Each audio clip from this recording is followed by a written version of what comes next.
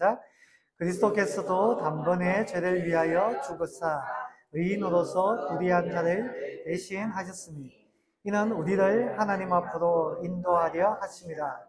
육체로는 죽임을 당하시고 영으로는 살리심을 받으셨으니. 아멘. 할렐루야. 고객분들 한번 축복하겠습니다. 오늘 잘 오셨습니다. 아무도 축복할 거예요. 제 옆에 앉아주셔서 감사합니다. 네, 너무 감사하죠. 네, 오늘 말씀은 내비게이터 성경 암송 69절 중에 18번째 말씀입니다. 요약하자면 의로우신 그리스도께서 불의한 자들을 대신하여 형벌을 받으셨다라는 말씀입니다. 그러므로 오늘 말씀의 제목이 의인의 고난입니다. 사실 이 말씀은 이런 뜻이거든요. 여러분, 주님께서 악인을 대신해서 의인으로서 고난을 받았기 때문에 여러분들도 주님을 본받아 그런 삶을 사십시오. 결국은 이런 이야기를 하고 있는 거거든요. 자, 이 의인의 고난에 대해서 베드로전서 3장 8절부터 22절까지 말씀을 통해서 좀 더 살펴보기를 원합니다. 본문은 사도 베드로가 성도들에게 교회 생활과 사회 생활에 대해 권면한 말씀입니다. 8절부터 12절의 말씀은 교회 안에서의 생활을 말하고 13절부터 22절까지는 세상에서의 생활을 말합니다. 교회든지 세상이든지 사실 사람 사는 세상이 크게 뭐 다르지 않아요. 다 비슷합니다. 사람은 사실 혼자 살아갈 수 있는 게 아니죠. 전에 말했듯이 한자 사람 인자와 같이 어떻죠? 사람은 서로 기대어서 살아가는 존재입니다. 공동체를 이루며 살아간다라는 것이죠. 하지만 인간관계라는 것은 세상에서 가장 어려운 일들 중에 하나입니다. 그래서 사람에게 치인다 라는 표현까지도 사용하기도 합니다. 어떻게 하면 이런 인간관계에 있는 이런 어려움들 지혜롭게 잘 헤쳐나갈 수 있을까요? 오늘 8절에서 하는 말씀은 사랑하고 동정하고 불쌍히 여기는 삶을 살라라고 말합니다. 여러분, 이런 삶이 쉽습니까? 어렵습니까? 어려워요. 어렵습니까? 예. 그런데 내게 잘해주는 사람에게는 그런 데도 할 수 있어요. 맞죠? 내게 호의를 베푸는 사람에게 내가 동일하게 호의를, 물론 뭐 같은 그 정도 수준은 안 된다 할지라도 호의를 베푸는 게 어렵지 않습니다. 가는 말이 오는 말이 고우면 가는 말도 곱다라는 것처럼 나를 칭찬하고 내게 계속 좋은 말을 해준 사람에게 나도 좋은 말을 해주는 것 크게 어렵지 않아요. 그런데 그런 사람들만 있는 게 아니죠. 네, 그런 사람들만 있는 게 아닙니다. 내 선의를 짓밟는 사람을 만나기도 해요. 나를 힘들게 하고 뒷담화하고 괴롭히는 사람들을 오늘 1부 예배 때는 이렇게 입술로 이렇게 하시는 분이 계시는데 오늘 2부 때는 이렇게 손가락질 하시는 분이 계시네요. 어디에 가든지 있습니다. 어디에 가든지 집안에도 있고 우리 교회가 작지만 있을 수가 있고요. 없겠지만 없는 것 같은데 아직은. 그러나 커지면 있을 수도 있고요. 어떻게 해야 될까요? 그런 사람들 만났을 때. 우리 9절 말씀을 읽어볼까요? 9절 시작. 악을 악으로 욕을 욕으로 갚지 말고 도리어 복을 빌라. 이를 위하여 너희가 부르심을 받았으니 이는 복을 이어받게 하려 하심이라. 아멘. 악을 악으로 갚지 말고 욕을 욕으로 갚지 말고 복을 빌어주라. 그래서 구약의 율법은 흔히 동해보복법이라고 이야기하죠. 동해보복법. 많이 들어보셨어요. 눈에는 눈, 이에는 이, 받은 만큼 돌려주는 것. 굉장히 정의롭죠. 어떤 사람은 우리는 신약 시대에 살고 있기 때문에 구약의 율법을 지키지 않아서 좋다라고 하는데 사실 신약의 법이 훨씬 더 어렵습니다. 훨씬 더 고차원적이에요.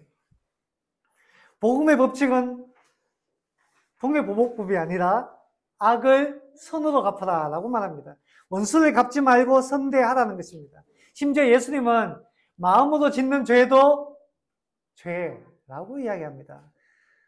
어렵고 두려운 말씀이죠. 오늘날 인간관계에 있어서 사람들이 정의를 외치는 경우가 참 많습니다. 정의는 너무너무 중요한 가치예요. 정의가 있어야 됩니다. 하나님의 성품입니다. 그러나 하나님께서 우리에게 말씀하시는 건 뭔가 하면 원수 갚는 것은 하나님께 속했으니 우리들은 다만 사랑과 용서의 삶을 살라라고 말합니다. 근데 우리는 그렇지 못할 때가 많죠. 하나님은 멀어 보이고 하나님의 정의는 멀어 보이고 내 주먹은 가깝기에 참 어려운 일입니다. 저도 일을 하다 보면 아직 부족해서 대먹지 못해서 그런 실수를 종종 합니다. 당한 만큼 갚아줘야지 나는 옳지 못한 생각에 사로잡힐 때가 있어요. 실제로 그렇게 하기도 하고 그러고 난 다음에 돌아서서 후회하죠. 왜 그랬을까? 어리석은 삶입니다. 당장은 속 시원한 것 같아도 그게 부메랑처럼 내게로 다시 돌아와요. 하나님의 백성의 삶은 악을 선으로 갚는 삶입니다. 하나님을 믿기 때문이죠. 오늘 본문은 왜 이와 같이 원수를 선대해야 하는지 세 가지를 우리에게 가르쳐 줍니다. 우리 좀 간략하게 살펴보기를 원합니다. 첫 번째, 하나님께서 복 주시기 때문입니다. 하나님께서 복 주시기. 우리 9절 말씀을 다시 한번 읽어볼까요? 9절 시작. 악을 악으로 욕을 욕으로 갚지 말고 도리어 복을 빌라. 이를 위하여 너희가 부르심을 받았으니 이는 복을 이어받게 하려 하십니다. 아멘. 자, 복을 받게 하려 하십니다. 그렇게 살면 복을 받는다라는 것입니다. 그리고 이와 같은 삶은 주님께서 우리를 부르신 목적이기도 합니다. 뭐라고 말하죠? 이를 위하여 너희가 부르심을 받았으니 라고 말합니다. 하나님의 백성이라면 마땅히 이런 삶을 살아야 된다라는 거예요. 하나님의 백성이 된다라는 것은 내 구원받았으니까 나는 이제 심판 안 받네. 천국에서 마음껏 누릴 수 있네. 네, 맞습니다. 틀린 건 아니에요. 맞아요. 그런데 마땅히 해야 되는 것이 있는데 악을 손으로 갚는 삶입니다. 이것을 위해서 부르심의 목적이라는 겁니다. 어떻게 보면 이런 거예요. 우리가 결혼하거나 학교에 들어가거나 회사에 입사했을 때 반드시 지켜야 될 수칙이 있죠. 우리 회사에 들어오면 이렇게 해야 됩니다. 학교에서는 대표적으로 어떤 것이 있을까요? 꼭 지켜야 되는 것. 교복을 입어야 되고부터 시작해서 또 하지 말아야 될 것도 있죠. 학폭은 안 되고 컨닝도 안 되고 선생님은 존경하고 우리나라 교육이 어떻게 되려고 네, 걱정입니다. 교회도 그런 게 있잖아요. 목사님은 존경하고 그런 게 있잖아요. 우리 청소년 학생들 그런 게 있잖아요. 목사님은 존경하고 네라고 이야기하는데 좀 걱정이 됩니다. 마땅히 해야 될 게 있습니다. 마땅히 해야 되는 것이죠. 해야만 되는 것입니다. 자, 하나님께서 우리의 자녀 삼아 주신 것은 악을 선으로 갚는 삶을 살라고 불러주셨다는 겁니다. 그렇게 하면 복을 받는다라는 거예요. 그렇다면 구체적으로 우리에게 어떻게 살라라는 것이죠? 여기 보면 10절에 중요한 한 가지를 가르쳐 줍니다. 10절에.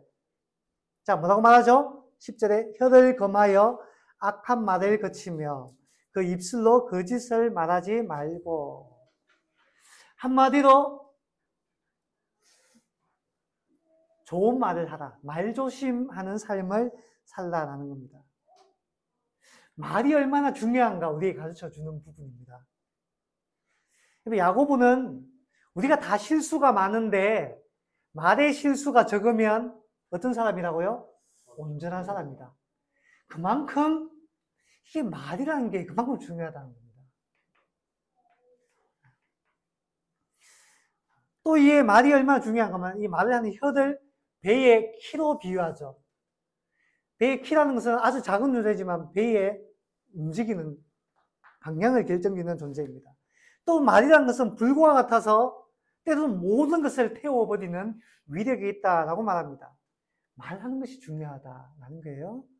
자, 하버드 대학교 심리학자 코트니 워덴 박사가 말 잘하는 법에 대해서 이야기했습니다. 말 잘하는 법. 크게 두 가지 이야기했는데 사실 우리가 다 알고 있는 거예요. 첫 번째 말 잘하는 법은 뭐냐? I 언어를 사용하라. I 언어. 우리는 흔히 you 언어를 잘 사용하거든요. 화났을 때. 너가 그랬잖아. 네가 그래가지고 내가 화가 나. you 언어를 굉장히 잘 사용하는데 그렇게 하지 말고 I 언어. 내가 그런 말을 들으니까 내가 그런 말을 들으니까 내 마음이 아프네. 내가 힘드네. I 언어 사용하는 것이 얼마나 중요한가라고 이야기를 합니다. 자, 그리고 두 번째 뭐냐 하면 감정을 잘 다스리라 라고 이야기합니다. 그러니까 다툼이 생겼을 때 자기 감정 처리를 먼저 하라는 겁니다. 말하기 전에. 우리말도 있죠? 말하기 전에 몇 번을 세야 하려고요? 10가지. 10번을. 카운트. 왜냐하면 그렇게 하다 보면 이 화난 감정이 어느 정도 수그러드니까 말이 조심하게 된다는 겁니다. 그래서 하버드 박사는 이야기하기를 감정이 격해져 있는 상태에서 말하면 실수하게 되고 다툼이 일어나니까 감정을 먼저 해소해야 되는데 뭐 예를 들어 뭐 종이에다가 화난 감정들 막 적어가지고 막 찢어버리고 난 다음에 어느 정도 아니면 밖에 잠깐 나갔다가 들어오든지 그러고 난 다음에 우리 잠시 쉬었다 다시 이야기하죠. 잠시 쉬었다가 한번 밖에 한 바퀴 돌고 오든지 그럴 필요가 있다라는 겁니다. 그래야지 말 잘하는 법이라는 거예요. 우리가 말 잘하는 법에 대해서 많이 배우지만 결국 우리가 감정이 격해져서 어려워지잖아요. 그럴 필요가 있다라는 겁니다. 우리 몸에 난 상처는 시간이 지나면 거의 다 나아요. 다 낫습니다. 그런데 말에 의한 상처는 낫지가 않아요. 이거는 평생 갑니다. 내가 어렸을 때 부모님으로부터 들었던 그 말 한마디, 그게 내 평생의 자양분이 되기도 하지만 때로는 그것이 내 평생의 상처가 되어서 나의 올무가 되고 나의 앞길을 가로막는 경우가 있는 것이죠. 우리 속담에 말 한마디도 천냥 빛을 갚는다라는 말이 있습니다. 좋은 말을 하시기 바랍니다. 좋은 말. 여러분, 남 축복할까요? 사랑합니다. 사랑합니다. 당신은 소중한 사람입니다. 예. 아이고, 우리 아들 둘이 서로 그렇게 이야기하니까 너무 기특하네. 자, 두 번째 이유가 있습니다. 두 번째 뭐죠? 평화와 구원이 있습니다. 우리 13절 말씀을 같이 읽어볼까요? 13절입니다. 시작. 또 너희가 열심으로 선행하며 누가 너희를 해하리요. 아멘. 자, 이 세상에서의 삶을 이야기하는데 우리가 선을 행하면 해야 할 사람이 없다. 그래요. 내가 도덕적으로 올바르게 잘 살면 나를 괴롭힐 이유가 없는 것이죠. 오늘날 교회가 배척받는 것은 우리가 착하게 살지 못한 면이 사실 큽니다. 세상이 교회를 향해 뭐라고 하죠? 욕심쟁이, 키만 안다, 이기적이다 라고 이야기합니다. 아니요, 그렇지 않아요 라고 말할 수 있는 교회가 잘 없어요. 내가 볼 때.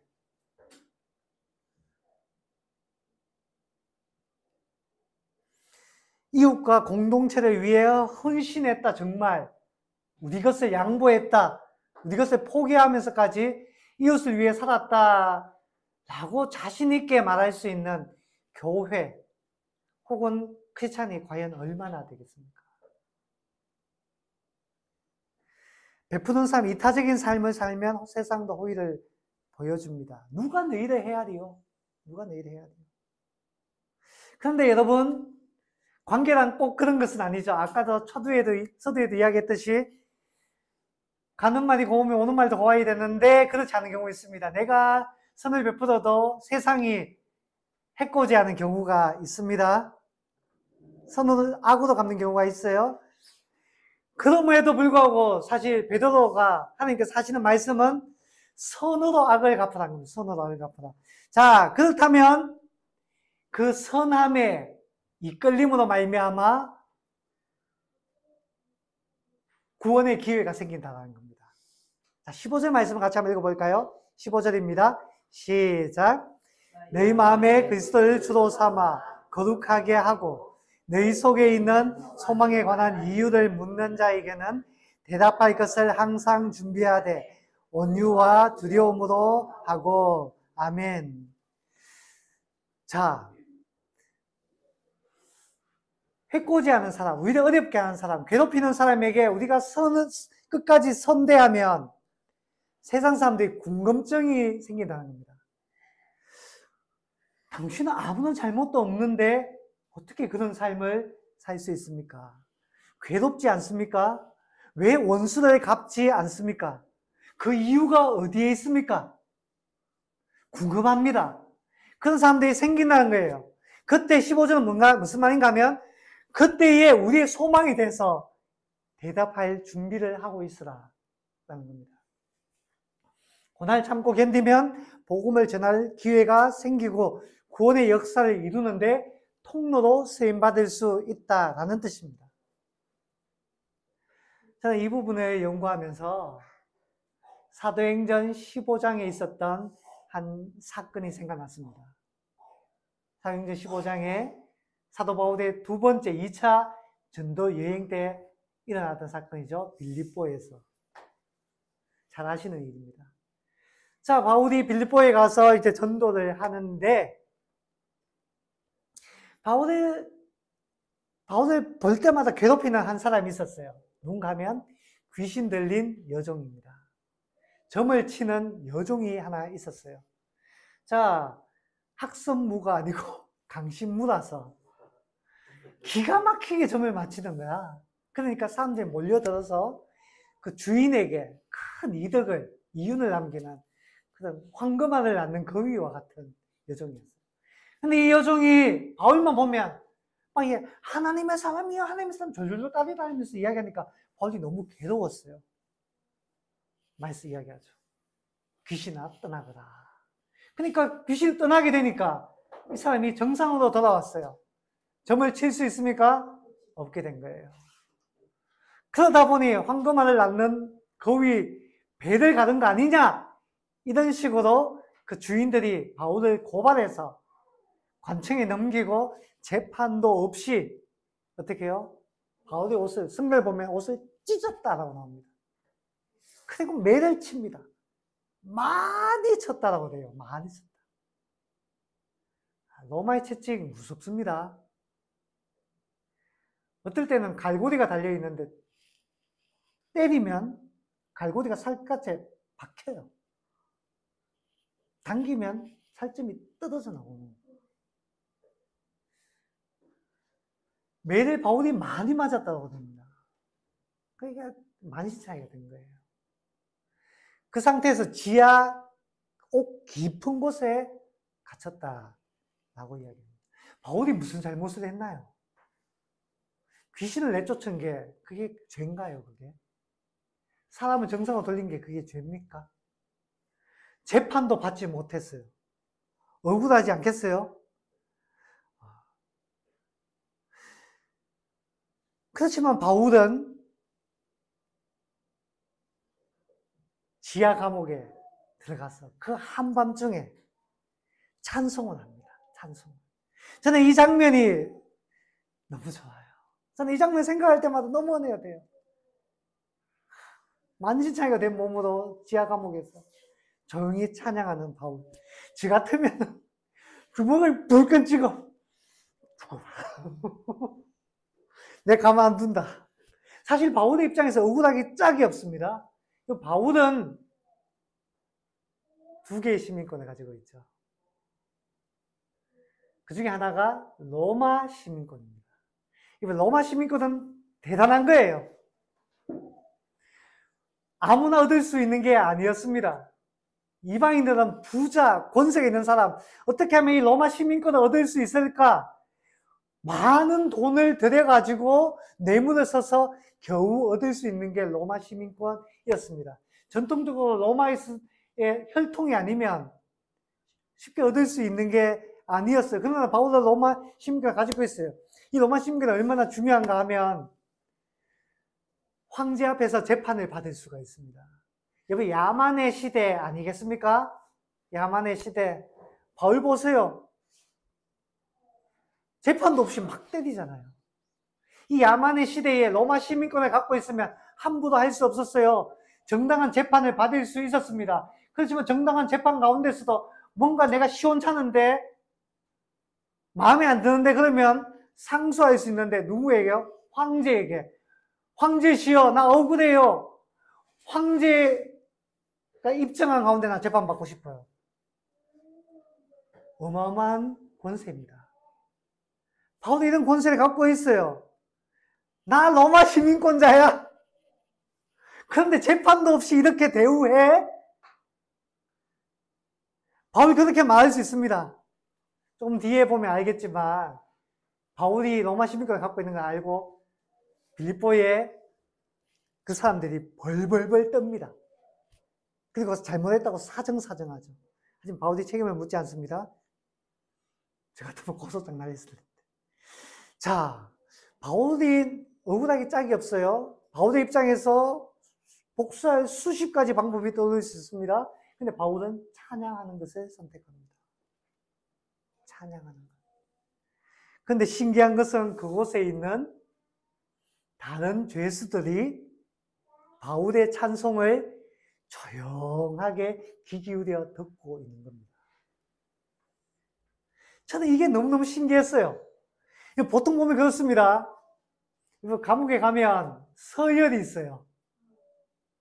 막내는 들어가면 인사부터 해야 됩니다. 잘 봐주십시오. 제일 높은 사람이 어이 막내 왔어? 그래 거기 앉아. 이게 옥의 법칙이에요. 감옥의 법칙이에요. 근데 바울이 한밤중에 찬양을 하는데 보통 어떻습니까? 어이 막내 조용해. 시끄러워. 잠 좀 자자. 한밤중에 뭐야? 그런데 지금 어떻습니까? 사람들이 귀 기울여서 바울의 찬양을 듣고 있습니다. 저는 노래의 힘을 믿습니다. 진심으로 부르는 노래는 사람의 마음을 잡아 끌게 돼 있어요. 우리 교회에 세션들 이렇게 없고 싱어들도 없고 다 부족하지만 저는 믿어요. 진심이 담긴 찬양은 하나님 기쁘게 받으신다고. 바울의 그 찬양에는 저는 진심이 담겨 있다고 생각합니다. 근데 사람들이 조용하게 듣고 있는 거예요. 감동이 있는 거예요. 은혜가 있는 겁니다. 그러니까 하나님께서 은혜 받으셔서 자리에서 일어나셨어요. 어떤 일이 나죠? 땅이 흔들리고 모든 착고가 풀어지고 감옥 옥문들이 열려버린 겁니다. 위대한 역사가 일어나게 되었죠. 자, 지진이 나니까 간수가 깜짝 놀라서 달려왔어요. 옥문이 다 열려 있습니다. 한밤중에 간수가 너무 놀라서 책임을 물으면 자기 가족에게까지 피해가 갈까 두려워서 간수가 어떻게 합니까? 내 손에서 끝내야겠다. 자결하려고 하죠. 그때 뭐라고 하죠? 저 어둠 속에서 뭐라고 했지? 예? 저 어둠 속에서 들려온 겁니다. 멈추시오, 멈추시오. 우리가 다 여기에 있어. 우리가 다 여기에 있어. 근데 여러분, 재미있는 것은, 저는 이 부분이 너무너무 재밌어요. 재미있는 것은, 바울과 실라만 제자리에 있었던 게 아니고, 다른 죄수들까지 다 그 자리에 있는 겁니다. 옥문이 다 열렸어요. 모든 사람의 착고가 다 풀어졌어요. 도망갈 수 있습니다. 왜 바울과 실라는 죄가 없기 때문에 그 자리에 있을 수 있지만, 다른 죄인들은 다른 경우잖아요. 이런 말이 있습니다. 감옥에 가면 죄인이 한 명도 없다는 말이 있어요. 저도 구치소에 여러 번 가봤습니다. 놀라는데 내 죄 때문이 아니고, 내가 하도 아빠 그 정도나 미안합니다. 전도하러 이제 예배인도 하러 이제 여러 차례 대구 구치소 제가 몇 번 가봤어요. 감옥에는 죄인이 없다는 말이 있습니다. 무슨 말이죠? 다 나는 억울해요. 나는 죄인이 아니에요. 대부분, 물론 억울한 사람도 있겠지만은 대부분 그런 말을 한다는 거예요. 빌립보 감옥이라고 다를까요? 나 죄 없어. 문이 열렸어요. 이게 뭐야? 하나님 내게 기회를 주시나? 도망갈 수 있는데 그 사람들이 자리에 앉아 있어요. 뭐죠? 하나님의 은혜가 임하니까 그 사람들이 자기 죄를 깨달은 겁니다. 어제도 이야기했듯이 여러분 어둠 속에서는 자기의 죄가 보이지 않아요. 옷에 얼룩이 묻어봐요. 식당 가가지고 어두운 조명 안에서 얼룩 묻어봐요. 그러다 화장실에 갔어요. 얼룩이 묻었네? 씻죠? 괜찮아 하고 다시. 그리고 식당에서 끝나고 밝은 대낮에 햇빛 아래 나가보세요. 야, 너 어제 뭐 먹었어? 왜? 왜 옷에 얼룩박 지웠다고 생각하는 얼룩이 그대로 있는 겁니다. 하나님 은혜 앞에 서면, 하나님의 임재 앞에 서면 보이지 않았던, 나는 괜찮은 줄 알았는데, 나는 의인인 줄 알았는데, 나는 다른 사람들보다 좀 낫다라고 생각했는데 아닌 겁니다. 내가 죄인이었구나. 내가 죄인이었구나. 깨닫는 겁니다. 한국교회 역사에 이런 경우가 많이 있었어요. 대부흥 운동 시기에 스스로 경찰서에 가서 자수하는 사람들이 있었습니다. 또 양심전이라는 게 있어요. 양심전. 혹시 들어보셨습니까? 이게 뭔가 하면 이 사람이 예수 믿고 난 다음에 돈을 갚으러 간 거예요. 무슨 말인가 하면 우체국가 같은 곳에서 근무를 했어요. 그런데 그때 회계가 누군지 모르겠지만 계산을 잘못해가지고 월급을 더 준 거예요. 이게 웬 떡이야. 다 그렇잖아요. 웬 떡이야.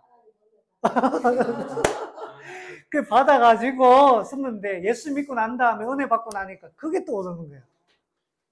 내가 그때 돈을 더 받았는데 찔리는 거예요. 그래서 이건 안 되겠다. 돌려줘야겠다. 라고 싶어서 전에 자기 근무하던 우체국이 있던 자리에 가보니까 이미 문 닫고 없는 거예요. 수소문해가지고 없다. 내가 찾을 방법이 없네. 한 수 없이 주변에 있는 동사무소 같은 데 찾아간 거예요. 내가 전에 월급을 더 받았는데 이거 돌려주려고 왔다라고 내놓으니까 관리들이 하는 말이 참 희한한 사람이네. 너나 할 것 없이 나라 돈이라면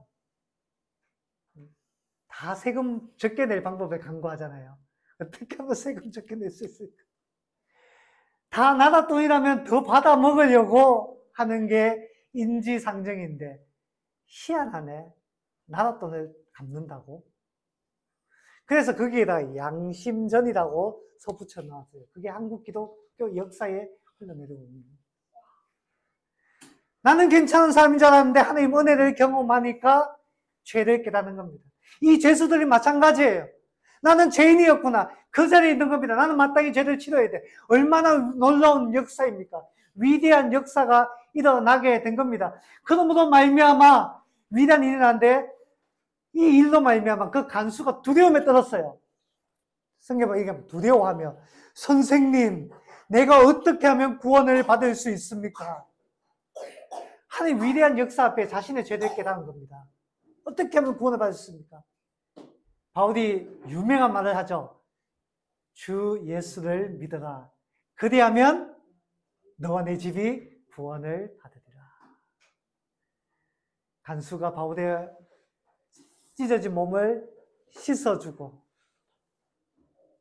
자기 집으로 초대해서 가족들 다 모아놓고 예수 믿고 구원받아 세례받는 위대한 복음의 역사가 일어나게 됩니다.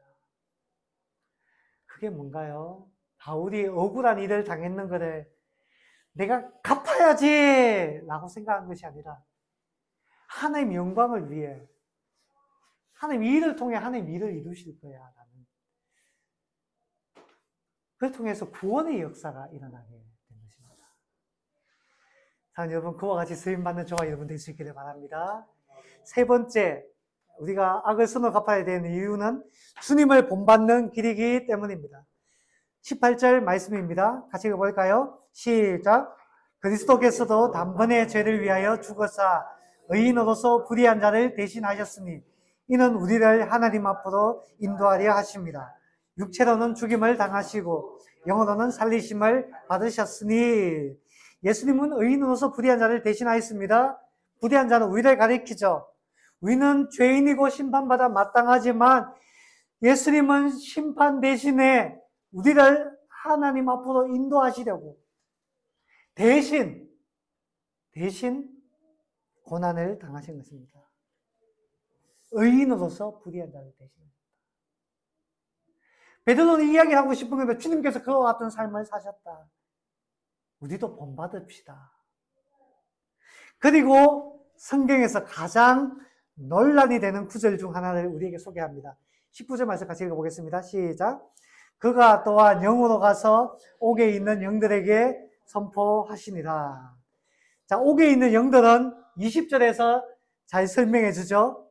어떤 사람들입니까? 노아의 홍수 때 복종하지 않던 자들.